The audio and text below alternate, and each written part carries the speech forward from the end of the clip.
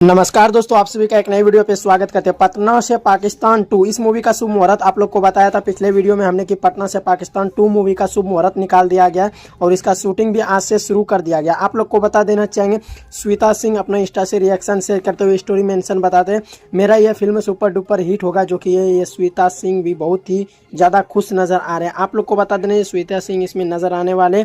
और हाँ, आप लोग को बता देना चाहेंगे, थोड़ा सा ये भी आप लोग को जानकारी ले लेना बहुत ही ज़रूरी होगा, क्योंकि ये मूवी काफ़ी मज़ेदार होने वाला और काफ़ी एट्रैक्टिव होने वाली है। तो आप लोग को बता देना चाहेंगे श्वेता मिश्रा भी इसमें नज़र आने वाले। और आप लोग को बता देना चाहेंगे ये मूवी आप लोग को देखने के लिए कितना एक्साइटेड है।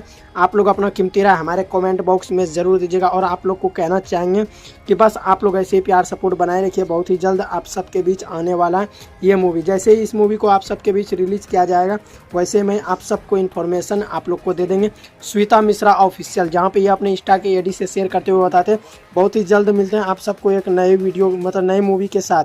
आप लोग को बता देना चाहेंगे इसमें दिनेश लाल निरहुआ और क्या कहते हैं अंजना राठौरी नजर आने वाले, दिनेश लाल यादव, निरहुआ और भी बहुत सारे एक्ट्रेस नजर आने वाले हैं।